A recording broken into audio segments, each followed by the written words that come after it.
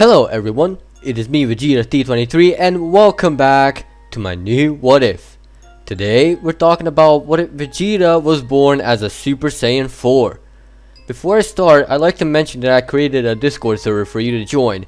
The link is in the description of this every video, so if you'd like to join in and talk to me and the rest of my fans, is there. Now back to the video. In the last part, Bulma shows Kakarot and his family the machine she created to enhance the Dragon Balls, meaning the machine can grant bigger wishes and even reduce the waiting time.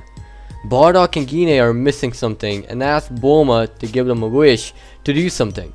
Bulma summons now powered up Shenron and Bardock wishes for Raditz to be brought to Earth.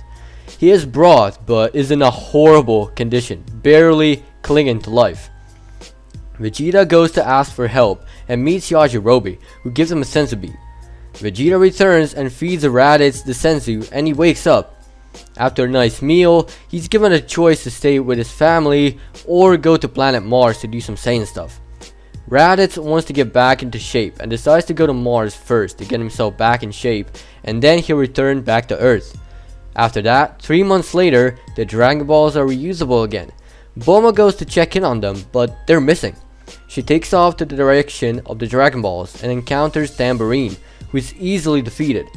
She then sees Roshi going off against King Piccolo. Bulma then steps in and kills him, but he spits out an egg before that. With the recap out of the way, let's continue the what if. After that, the Dragon Balls became slightly corrupted since they were removed from the machine and the dragon couldn't be summoned. So she returns them in a machine and lets them cure for another 3 months. Vegeta then drops in, being worried since he sensed something going on, but Bulma just brushes it off, saying she's already dealt with the nuisance. Vegeta has brought something which he gives to this woman. That thing being Saiyan armor, now being actual Saiyan armor, telling her that this armor will protect her pretty good, while in reality, she just wants her to look like a Saiyan. Bulma wears it right away and Vegeta compliments her looks, making her blush and wondering if the armor is turning on the Saiyans, so she keeps it on. They then go train. During the next couple of years, quite a bit has changed. Bulma and Vegeta are now married. Bulma becoming a queen, somewhat fulfilling her childhood dream of marrying a prince. Kakarot is now in high school and is a very noisy kid there, also pretty weird. Now, Chi-Chi has just started education there and isn't liking it one bit. Kakarot notices she's a fighter like him and has dibs on her because Saiyan's nature is just so awesome. However, there's a girl who likes Kakarot, Mint. She's in love with Kakarot for a weird thing, his stubbornness and a will to fight as well. So it's kind of a love triangle in a way. Krillin is also there in the high school and is the bullied one. Kakarot soon finds his way to him and starts defending him, getting in trouble along the way. Mint asks Kakarot for a date and he is dumbfounded by the confession but agrees. After school they go for a nice refreshing drink and talk. He finds out her brother is a fighter too and is instantly interested in that side of the story.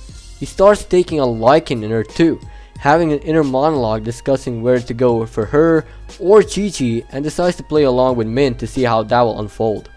All of a sudden, he senses a strong power descending into the city. Kakarot looks on as a green looking creature descends upon the city, destroying buildings for a neat entrance. Kakarot prepares for the worst, but all the creature asks is for a girl named Bulma Briefs. Kakarot is reluctant to tell as he just saw him destroy stuff around him and calling him out for it. The green creature decides to kidnap Mint, but is quickly kicked away by none other than Kakarot, now promising their business is on. They both power up and it's obvious the creature has a higher advantage and starts pounding Kakarot into oblivion. Bardock senses the distress and rushes to see what's going on. He sees the creature preparing to kill his son, but he ain't letting it happen as he rushes in his Super Saiyan, kicking him away. He then turns to his son, mocking him for not using his Super Saiyan, and Kakarot replies with a typical Saiyan answer, saying he just wanted to see how strong he is. Kakarot then gets up, telling his father to leave, and turns to the goblin. Kakarot turns into his Super Saiyan and reinitiates the battle. The battle is quickly decided, making the goblin lose. All of a sudden, Bulma arrives on the scene and sees the goblin and shouts out that it's Piccolo Jr. and that he's come for her, recapping what's gone on 3 years ago.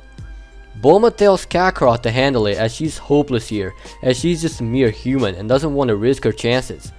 Kakarot complies and rushes Piccolo Jr., making him go straight in the ground. Mint is surprised in Kakarot's abilities and praises his power. Kakarot blushes and continues on.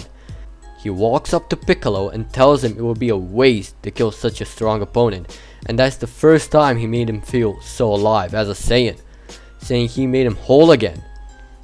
Piccolo made his peace with Kakarot, but he has one more enemy, Bulma. He knows if he tries anything right now, he'll probably die, so he makes his peace with his inner demons and leaves. Kakarot, still in his Super Saiyan, takes Mint by the hand, making her blush, walks up to Bulma, asks if she is alright. Bulma responds with yes and returns to her business. Mint is in love with the blonde Kakarot and asks of him to stay in that form, and he does. It's been about 5 years now, and Kakarot and Mint are planning their marriage. Vegeta and Bulma are about to have a baby, and Raditz returns from Mars to his family, seeing his family growing. He's at Bulma's place most of the time, talking to Bulma and helping her with things, and that's when he hooks up with Tights. Raditz is now with Tights, and they're a happy couple, both having a lot of similarities. Having said that, the ceremony for Kakarot's and Mint's wedding happens, and he makes Vegeta his groomsman, being pretty close to him since his childhood. The newlyweds move to the outskirts of the city to have some peace, while Tights and Raditz have a place of their own near Kakarot. With that, we're leaving things be for now. Thank you for watching.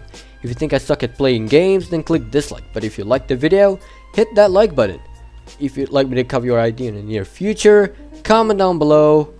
And as always, peace out.